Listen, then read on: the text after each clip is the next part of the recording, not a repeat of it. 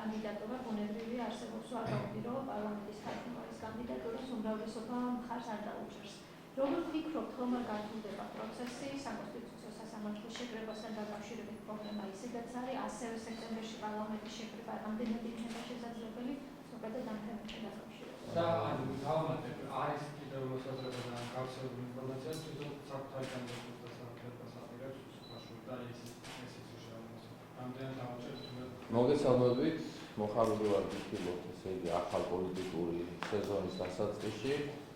საკონსტიტუციო სასამართლოს მიმართულებით რაიმე ტიპის გართულებას მე პირადად არ ველოდები, მინდა გითხრათ, რომ 4 მოსამართლეს უწყდება უფლებამოსილების ვადა სექტემბრის თვეში და ჩვენი მოქმედი კანონმდებლობის შესაბამისად ახალი კანდიდატურების დასახელების უფლება პარლამენტში აქვს პარლამენტის თავმჯდომარეს, საპარლამენტო ფრაქციებს და ამას გარდა 6 კაციან ჯგუფს პარლამენტის წევრებისას. ამიტომ ჩვენ შესაძლებელია ერთი კანდიდატის ნაცვლად ერთი დასახელებული კანდიდატის კი არა, რამდენიმე კანდიდატის ვერსია ვიხილოთ, რა გადაწყვეტილებას მიიღებს საქართველოს პარლამენტი ეს ცალკე თემაა, ამაზე ჩვენ როცა კანდიდატურები იქნება დასახელებული, მხოლოდ მას შემდეგ შეგვიძლია მივშეგოთ.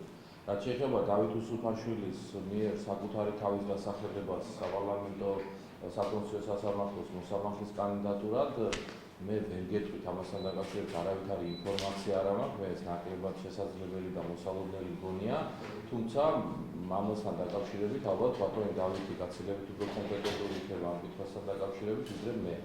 რაც შეეხება საკონსტიტუციო სასამართლოს დანარჩენ მოსამართლეებს, პრეზიდენტს კანონმდებლობით ასევე უფლება რომ დანიშნოს ახალი საკონსტიტუციო სასამართლოს ახალი წევრი, იგივე უფლება აქვს უზენაესი სასამართლოს პლენუმს და მე ვფიქრობ, რომ საკონსტიტუციო სასამართლოს შეფერხებაში არავითარი შესაძლებლობა არ არსებობს, რომ შეფერხებულად იმუშაოს.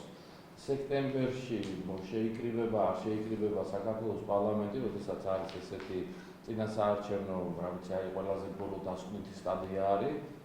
ამის ალბათობა ვერ გეტყვით, შეიძლება შეიკრიბოს კიდეც, მაგრამ რომც ვერ შეიკრიბოს საქართველოს პარლამენტი, ამის საქართველოს საკონსტიტუციო სასამართლოს მუშაობას არავითარი პრობლემები არ შეექმნა.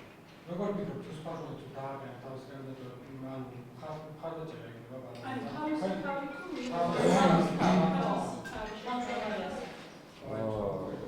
ესე იგი, ეს არის ძალიან სერიოზულად დაშვებების სფეროდან ეს ვერსია და ძალიან ჩამოგავს რაღაც რამდენიმე თუ პასუხის შემთხვევაში რა მოხდება და როგორ მოხდება. დაველოდოთ მოვლენების განვითარება, ძალიან მოკლე ხანში ეს იქნება და ყველანი ნახავთ თუ როგორ განვითარდება შემდეგ საქართველოს საკონსტიტუციო სასამართლოს მოსამართლეების დანიშვნის საქმე. ეს არ არის დიდ დროში ეს არ გაიწელება, ამიტომ ვფიქრობ, რომ რამდენიმე კვირაში მაქსიმუმ ყველასთვის ცნობილი გახდება თუ როგორ რა კომპლექტაციას მიიღებს საქართველოს საკონსტიტუციო სასამართლო თავიდან. კანდიდატები ბუნებრივია საბოლოოდ მიდიან პარლამენტში, პარლამენტი გადაწყვეტს იქნება თავმჯდომარე. თქვენ კითხვის ნიშნის ქვეშ აყენებთ, შეიკრიბება თუ არა სექტემბერში პარლამენტი. შესაბამისად, თუ ვერ შეიკრიბა პარლამენტი, დიდი ალბათობით საარჩევნო პროცესებიდან გამომდინარე. ეს ხომ არ გაართულებს კიდევ უფრო საკონსტიტუციო სასამართლოს მუშაობას. საკონსტიტუციო სასამართლოს ისე რჩება 2 პლენუმი, მას შეიძლება ესე იგი ორივე პლენუმს იმუშაოს. ერთი მოსამართლით ნაკლები შეიძლება იყოს თითო პლენუმში, უბრალოდ ეს არის და ეს, ამიტომ მე არ ვფიქრობ, რომ საკონსტიტუციო სასამართლოს რაიმე ტიპის პრობლემა თავის საქმიანობაში, უფლებამოსილების განხორციელებაში ხელი შეეშლება.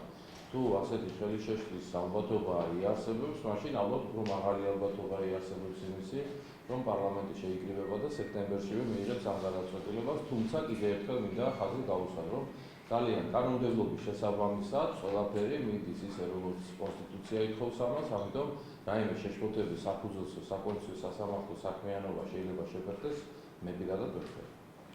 წინა საარჩევნო პერიოდში პრორუსულ პროპაგანდაზე კეთდება აქცენტი და ერთ-ერთმა არასამთავრობო ორგანიზაციამ ამბობს, ყველას ჩაატარა. თქვენ გრძნობთ თუ არა, რომ არის მონაწილეობის პრორუსულ პროპაგანდა პროპაგანდაში? რეკომენდაციები შემოშალა და თქვენი ზიარეთ თუ არა? რომელმა არასამთავრობო კრემლის საინფორმაციო ომი ოფიციალურად უნდა განისაზღვროს საფრთხეთ შესაბამის დოკუმენტებში. რუსეთის პროპაგანდასთან დაპირისპირებისთვის აუცილებელია თავიდან შეიმუშაოს პროპაგანდასთან ბრძოლის ერთიანი ადეკვატური სტრატეგია და მოუწოდებენ რომ პროპაგანდასთან ბრძოლა უნდა გამოაცხადოს საქმეების ერთ-ერთ პრიორიტეტულ მიმართულებად. ან თქვენ როგორ ფიქრობთ, რომ დამხდეს ესე თუ არა და ამით მიზიარებთ რა? დიდი მადლობა ამ კითხვისთვის. მე ვერ გეტყვით რომ რაიმე ტიპის ახლა რაღაცა პროპაგანდა რუსული ტიპის ან დავუშვათ რაღაცა სიახლეებს ხედავ არაფერი. საქართველოში მიმდინარეობს ჩვეულებრივი წინასაარჩევნო კამპანია, პარტიები თავიანთ მოსაზრებებს საგარეო პოლიტიკურ ვექტორთან დაკავშირებით აფიქსირებენ, უბრალოდ პარტიები, რომლებიც ახლა ამბობენ რომ რუსეთთან ჩვენეთში მეზობლური და კარგი ურთიერთობა გვჭირდება, ეხლა უფრო ხშირად ლაპარაკობენ, იმიტომ რომ წინასაარჩევნო კამპანია მეტი აქ არაფერი არ ხდება.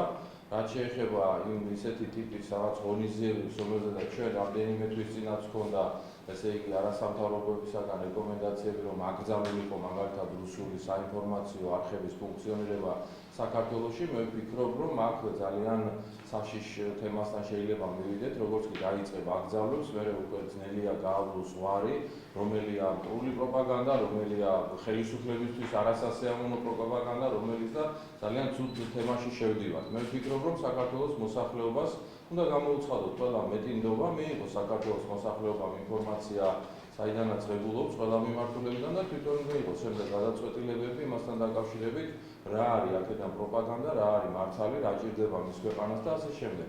მეტინდობა უნდა გამოუცხადოთ საკუთარ ხალხს, რომელიც ძალიან ბრძენი და ბევრის მნახველი ხალხია და რომელსაც არჩევანის დროს არასოდეს არაფერი არ ეშლება, ეს მინდა ცალსახავ თქვა. ამიტომ ასეთი ტიპის ღონისძიებების ჩატარება, რა თქმა უნდა, შეიძლება ასეთი მოსაზრება არსებობდეს და საფუძველიც ჰქონდეს, მაგრამ კიდევ ერთხელ ვამბობ, რომ გარკვეული საფრთხეების შემცველი გახდა.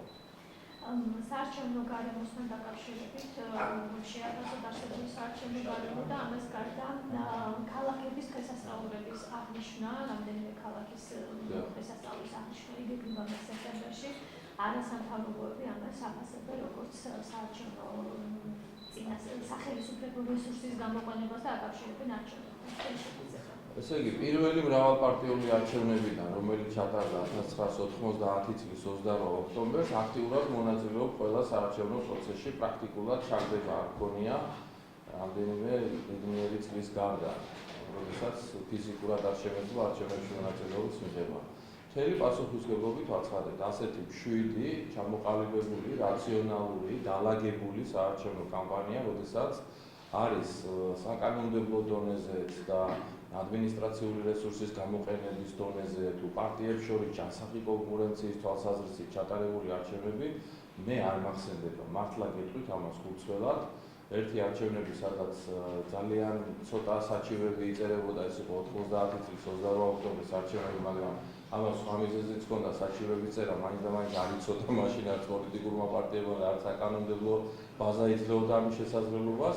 დღეს CSKO-ში არის სულ 50-მდე საარჩევნო შესული ამდენი პოლიტიკური პარტიისაგან, ეს არის ძალზე მცირე რაოდენობა, თუ შევადარებთ ამას 2012 წელს, 2010 წელს, 2008 წელს თუ გნებავთ იქეთ შევარდნაძის პერიოდს, ეს არის ცადა დედამიწა, სხვაობა იმდენია, მე ვფიქრობ, რომ საარჩევნო გარემო არის ძალიან მშვიდი და ხელსაყრელი ყველა პარტიისთვის, რათა მათ მიაწოდონ თავიანთი პროგრამები, თავიანთი ხედვები საქართველოს მოსახლეობას, მოაწონონ თავიანთი პროგრამები და მიიღონ ხალხისაგან მხარდაჭერა. ყველა პირობა არის ამისათვის შექმნილი.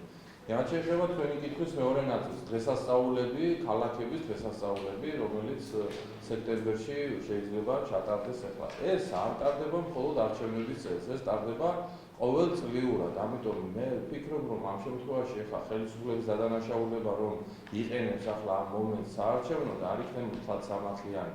თუ ვინმეს რომელიმე არასამთავრობოს მიაჩნია, რომ ეს საერთოდ ასეთი ტიპის ღონისძიებები საარჩევნოდ რომელიმე პოლიტიკურ ძალას უპირატესობას აყენებს, მაშინ საერთოდ დავაყენოთ საკითხი ამ ქალაქების დღესასწაულების რაღაცა კანონით დარეგულირების შესახებ, მაგალითად იყოს არა საარჩევნო პერიოდში, არამედ გადავიტანოთ ოქტომბერში, ნოემბერში, რა ვიცი, ისე რომ არჩევნები არ იყოს, თორემ ეხლა დაადანაშაულო ხელისუფლება იმაში, რომ შენ ასე იგი სპეციალურად გააკეთე ქალაქის დღესასწაული სექტემბერში წინასაარჩევნო პროცესს დაამტკიცე, ცოტათი არასამართლიანი მეჩვენება. რუსში პატიმარი გაიცა რუსთავის შეფასების პროცესს და საინტერესო ის მომენტი, როდესაც ის არის ამის ტერიტორიაზე, რომელსაც გამოსული პატიმარი. ამნისტიით გამოსული პატიმარი, რომელიც ისევ იყო დაპატიმრებული და ისევ იყო, ესე იგი, სასამართლოს დარბაზში და სასამართლოს დარბაზში მის გასაჩივრების შედეგად მოხდა, ანუ მას ისევ ჰქონდა ხელახლა მიჯილი. ამიტომ ეს იმას ადასტურებს, რომ ადამიანები, რომლებიც ახლა ამნისტიას ვერ შეირგებენ, ასე ვთქვათ, და ისევ უწევთ კრიმინალისკენ და მამაძაღლობისკენ გული, ის ადამიანები მაინც ციხეში მოხვდებიან. რაც შეეხება სასამართლო დარბაზიდან პატიმრის გაქცევას, უნდა გითხრათ, რომ ასეთი რამ ამერიკის შეერთებულ შტატებშიც ამას წინათ მახსოვს მე წავიკითხე, ინტერნეტში იყო დადებული, იქაც მომხდარა, ევროპის ქვეყნებშიც მომხდარა და ესეთი რამ ხდება. ახლა არ არის ასეამოვნო ფაქტი, რა თქმა უნდა, მაგრამ დარწმუნებული ვარ, რომ მაგ პატიმარს დააბრუნებენ ისევ იქ, სადაც არის მისი ადგილი, სადაც სასამართლომ განსაზღვრა და ასე შემდეგ. ამიტომ ვფიქრობ, რომ ეს ცალკეული ასეთი ტიპის რეციდივები უბრალოდ მეტ სიგნალს აგზავნის თვითონ სასამართლოს მიმართაც, რომ მასაც ალბათ გასამკაცრებელი აქვს უფრო მეტად უსაფრთხოების ზონები, პატიმრები გაიცნეს თუ არ გაიცნეს. პენიტენციალური სისტემისთვისაც ეს არის სიგნალი, რომ შესაბამისად ესე იგი ასეთი ტიპის ქმედებების დროს მისი მხრიდან იყოს პრევენცია და დაცულობა უფრო მაღალი და მე ვფიქრობ, რომ ეს ყველა ასეთი ტიპის შემთხვევა უნდა გამოიყენოს სახელმწიფო სტრუქტურებმა იმისათვის, რომ უფრო მეტად დახვეწონ თავიანთი საქმიანობა. ეს მასში დაკარგული ბიჭების საზღვარგარეთ და მოხდეს გარდა იმისა, გუშინ რევოლუციამ განაცხადა, რომ წვნები, რომელიც ამ ბიჭებს უნდა არ ქონდა სერტიფიკატი შესაბამისი სერტიფიკატი ამაზონგან, ანუ რო შევაფასოთ ეს მომენტიც, ანუ რას ნიშნავს ეს განცხადება და ანუ ეს რამდენი ცერემონია აღნიშნავს, არ მოხდება შეწყვეტა სამხედრო. პირველ რიგში რაც მინდა განაცხადო და ვთქვა, რომ სამძიმარი მინდა გამოუცხადო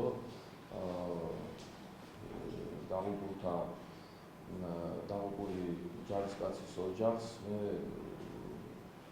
ყველაფერი საქართველოს ვადევნე თვალყურს და ვნახეთ, რომ ყველაფერი გაკეთდა იმისათვის, რომ დაღუპული ჯარისკაცის ცხედარი ყოფილიყო ნაპოვნი და მის შესაბამისი პატივი დაკრძალულიყო. დღევანდელი ცერემონია, რაც ეხება, ეს არის უმაღლესი სამხედრო პატივი, რაც შეიძლება მიაგოს სახელმწიფომ თავის დაღუპულ მებრძოლს და მეომარს და ამ უმაღლესი სახელმწიფო პატივის მიგებაზეა დღეს საუბარი.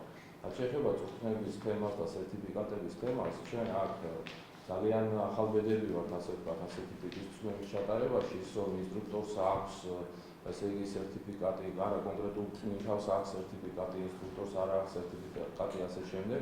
ეს ცალსახად მიუთითებს, რომ ჩვენ ამ მიმართულებით, წვრთნების მიმართულებით საკანონმდებლო ბაზას დასახვეწი გვაქვს და ცოტა უფრო მეტი პრაქტიკის შემდეგ ეს თემები ყველაფერი თავის ადგილზე დალაგდება. ისო წვრთნები საჭიროა, ისო ხშირი წვრთნები ნიშნავს იმას, რომ ჯარი უფრო მზადყოფნაშია, საბრძოლო სულისკვეთება უფრო ამაღლებული აქვს. ეს არის ცალსახა, ამიტომ წვრთნები იმის გამო, რომ უდიდესი შემთხვევები ხდება, რა თქმა უნდა, სახელმწიფომ არ უნდა მიატოვოს, მაგრამ საკანონმდებლო მიმართულებით მე დარწმუნებული ვარ, რომ გაცილებით მაღალ საფეხურზე ავალთ ყველანი ერთად და ჩვენი ქვეყანა იქნება უფრო მეტად თავდაცვისუნარიანი, ვიდრე არის დღეს და საკანონმდებლო ხარჯები იქნება ამოქმედებული. თავდაცვის მინისტრის მხრიდან იყო შეფასება, რომ გარკვეული დარღვევები იკვეთება პროცესში. ხომ არ ფიქრობთ, რომ დაისვას გარკვეულწილად ყოფილი თავდაცვის მინისტრის პასუხისმგებლობის საკითხი? არა, მე გეტყვით, რომ გამოძიება მიმდინარეობს ყველაფერზე კითხვაზე, რომელიც არსებობს ამ კონკრეტულ შემთხვევასთან დაკავშირებით, უნდა გასცეს გამოძიებამ პასუხი. მე ვფიქრობ, არ იქნება მართებული ამ საკითხის პოლიტიკურ წრეში გადაყვანა.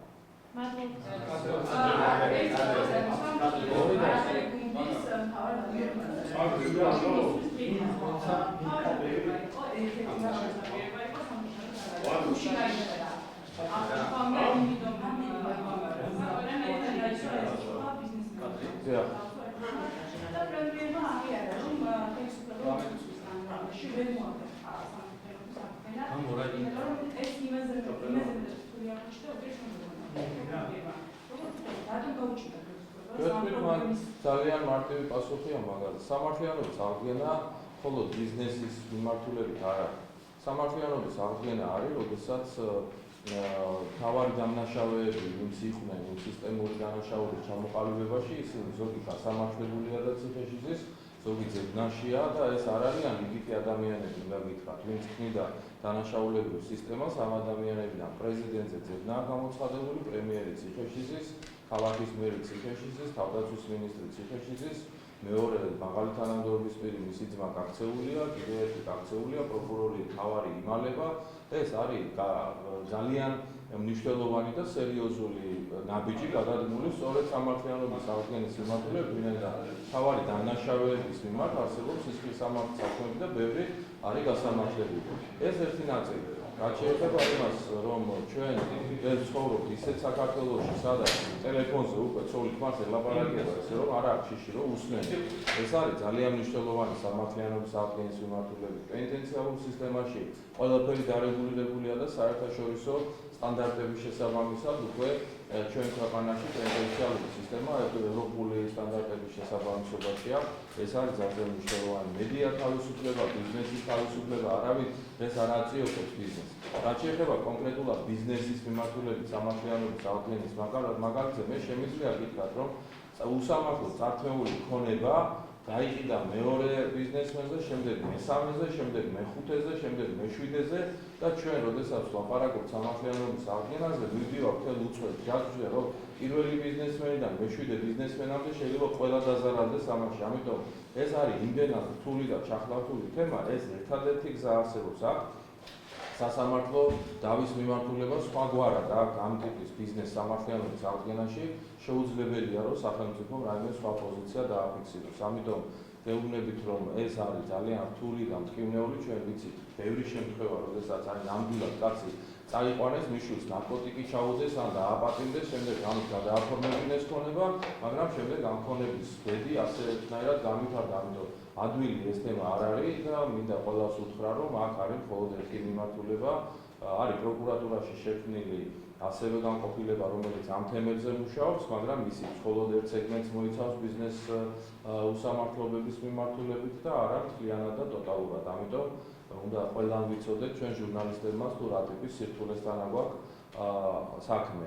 თუ ჩვენ ჩავერეოდით როგორც სახელმწიფო და დავიწყებდით და იმ პირველი ბიზნესმენის ინტერესების დაცვას მეშვიდე ბიზნესმენის ხარჯზე, როგორც მე ახლა თქვენ გითხარით, ასეთ შემთხვევაში ჩვენ ავრევდით მთელ ეკონომიკას ქვეყნისას, შეუძლებელი იქნებოდა რაიმე განვითარებას და ბიზნეს აქტივობებზე საერთოდ ლაპარაკი. ეს არის ის რეალობა, რომელშიც ჩვენ ვიმყოფებით და მე ვფიქრობ, რომ ყველა ადამიანი, რომელიც არის თავისი ქვეყნის ხვალინდელი, კარგი დღის მოსურნე, ყველა ადამიანი დაგვეთანხმება იმაში, რომ ეს არის ურთულესი თემა და სახელმწიფო აქ ხელის გადაგრეხვის პრინციპით არ უნდა იოსნოს.